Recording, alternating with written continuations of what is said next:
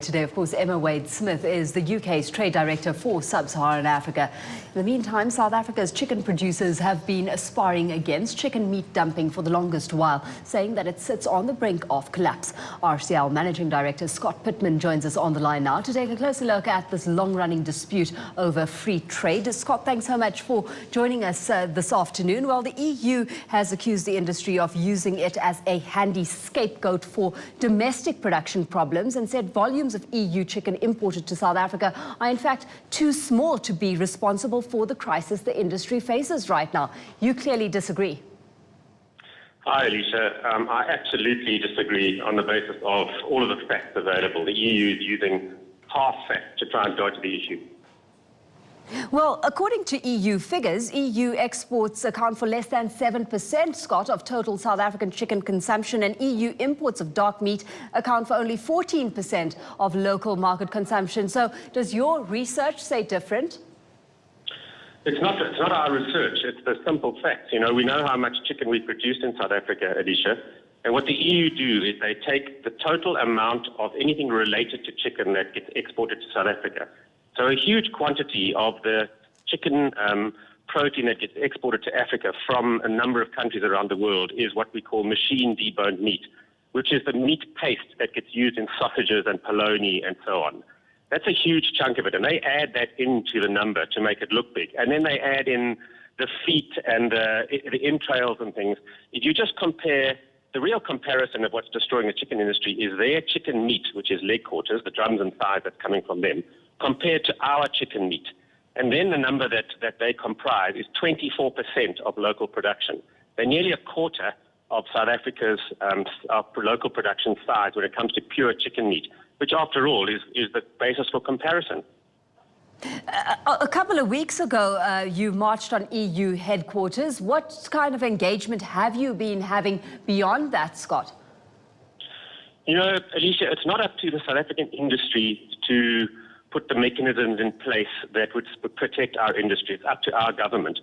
What we wanted to do with the EU is articulate to South Africa the facts. And the main point of that march was to dispel some of the nonsense that the EU are talking about in the media.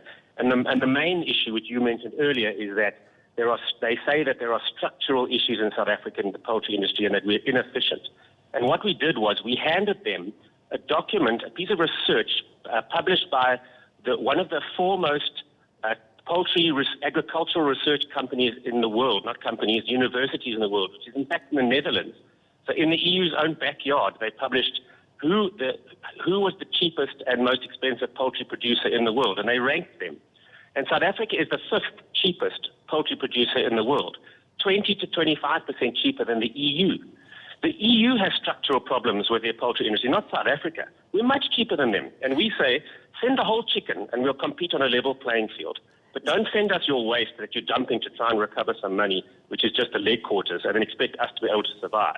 As you highlighted, though, Scott, it's not up to industry, but the onus on governments to actually ensure the mechanisms are there to safeguard industry. Imports do not flood the market on their own. There are trade deals that are done, and surely the onus then on the DTI. So what response have you been getting from South Africa's Department of Trade and Industry when it comes to how these deals are actually negotiated in the first place?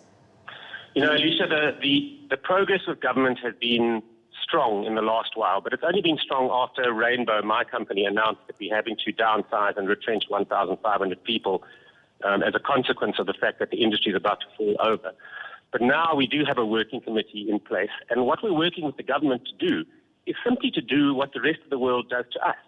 So as an example, if you'll indulge me for 1 minute, South Africa is not physically allowed to export poultry to nearly everywhere in the world, including the EU, the USA, and South America, and Russia, and most of Africa. And the reason for that is not duties and trade agreements. The reason for that is technical barriers which the world places on us. So the EU themselves have not allowed us to export a single kilogram of chicken to them for decades because our ostriches keep getting bird flu. Our chickens have never had bird flu. And what they say to us is, you can't export to us until we come and verify that your ostriches are clear. They won't acknowledge our compartmentalization of ostriches in the Eastern Cape. And basically what they're doing is they're using a technical barrier to protect their own industry. They don't want South African chicken there because we produce it 20% cheaper than they do. Are you convinced, Scott, that a middle ground is going to be found, that some kind of resolution is forthcoming? To be honest, I am convinced that a resolution is going to come, but it's not going to be middle ground. It's going to be South Africa standing up and saying, we will do, in terms of the chicken industry, what America and the EU and the other countries do to us. And that is impose technical barriers. And we'll do that we don't have to be ashamed of it because we're a highly competitive chicken industry. But all we'll do is to say, don't send your waste here, send it somewhere else. Well, let's take a closer look at that export potential, Scott. What are things looking like on a regional basis when it comes to trade with other African countries? Alicia, I wish that was true. And that's another one that the EU and the meat importers in this country keep saying to us is, why don't you export? There is virtually no countries in Africa that will allow South African chicken in. Why? Because we're a very efficient producer and they have banned poultry imports to protect their own industry and food security, which is exactly what we should be doing. So the two powerhouses in Africa outside of South Africa, which is Nigeria and Kenya, they both ban all poultry imports from anywhere. Our neighbors, all of our neighbors, ban us in one way or another.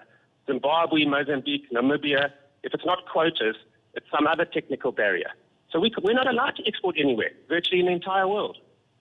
Well, on that note, we're going to have to leave it there. Scott, thanks so much for having joined us on the line this afternoon. Scott Pitman is the Managing Director of RCL Foods. And that's where we leave things with you for this week's episode.